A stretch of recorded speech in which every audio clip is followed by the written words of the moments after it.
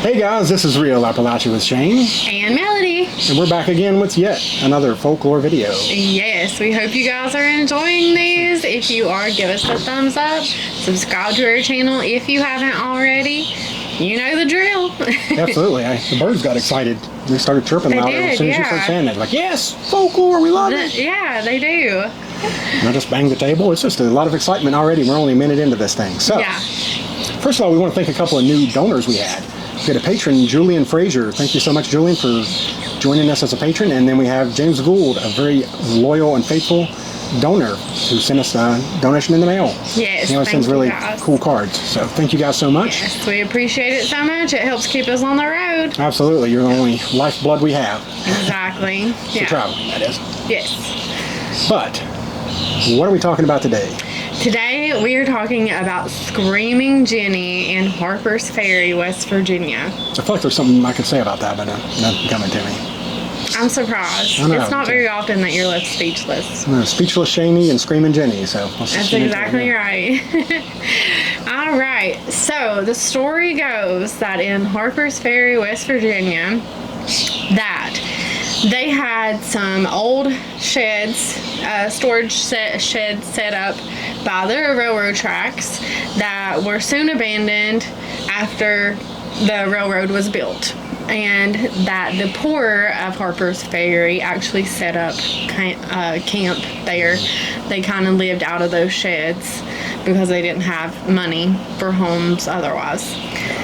So there was this lady named Jenny, and she lived alone in one of the smaller sheds, and they would all kind of come out and build their little fires in the evening and heat up their food, that kind of keep warm that way. And this Jenny was said to give food to others that may need it, just to kind of help out, that she was a very kind person and that she would often go without so that someone else could eat. So very noble. It was, yeah.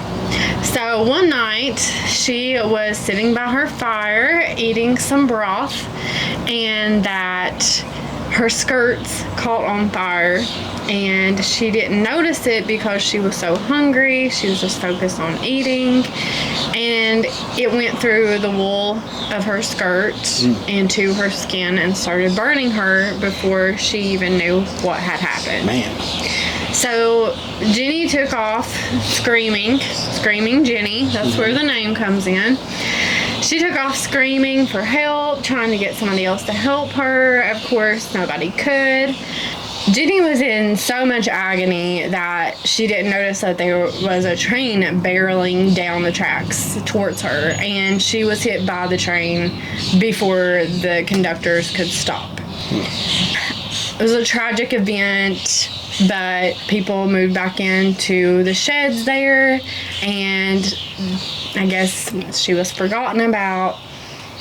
Unfortunately, probably didn't have much choice but to move back in, because what options? I mean, that's because they didn't have many options. So exactly.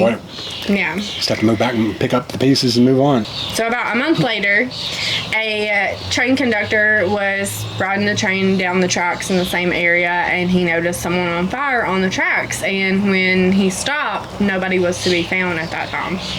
And they remembered Jenny.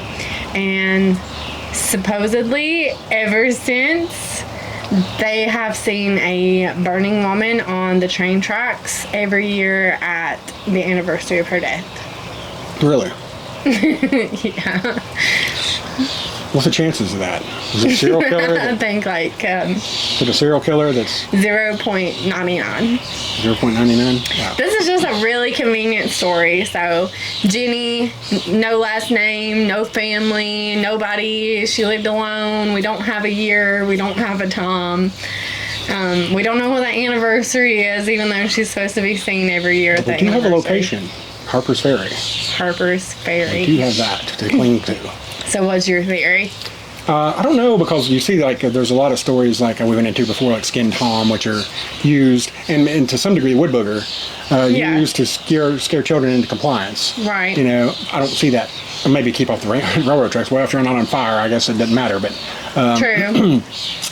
I don't know. I have a hard time piecing this one together. It's like, why would somebody, other than entertainment, there's certainly that. So my theory, I think, because I just don't feel like there's any way this could be true. It's just too out there. Out of 0 to 100, and for no documentation. What do you change? And she was buried at a poor person's burial with no marked grave. I mean, it's just all very convenient. So percentage 1 to 100%. How much would you say? 0.99. So you're saying there's a chance? Yeah. Now my theory is Harpers Ferry is a hiker town. We just did our Trail Days video, so check that out. Oh, yeah. Appalachian Trail runs through Harpers Ferry. It's a trail town.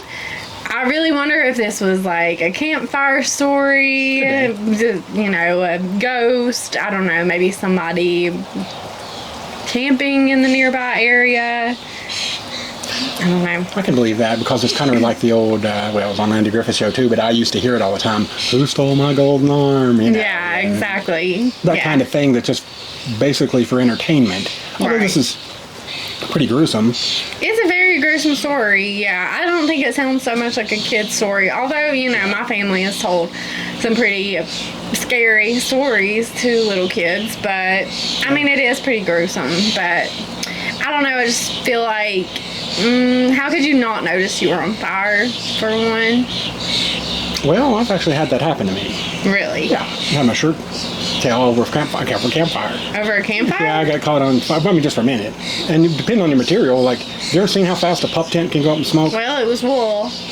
Well, there you go. Her wool skirt. It was wool. Yeah, I forgot about that. And then, I can believe that could catch fire and you not know it for a little while. But by the time it got to your body, that's a little much for me, Yeah. And that she happened to run onto the train tracks. And was trying to flag it down, or like you said, stop. She just didn't notice, is what the story is. So she just happened to hit there at the worst time. She just happened to go over the railroad tracks, but even then it was like the story goes that she was like in the middle of the train tracks because it really hit her and killed her. So it wasn't like she was on the edge. So it's like, well, how did she get over the little train rail? So what do you think killed her, the fire or the train impact? I would say the train.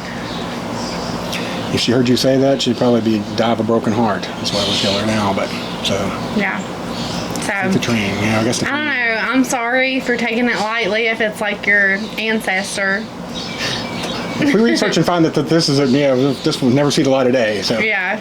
No, I'm with you on that. There's several of those that go around that are they're so scant on details. Even back then, it's hard to prove this stuff. It's hard to prove it, but it's almost impossible to disprove. Yeah. It's like, And it's a good story. It's a story that people like to hear. It did really good on our TikTok. If you're not on our TikTok, check that out. Yeah. But to me, and so it has these details that get passed down, but there's no details of specifics.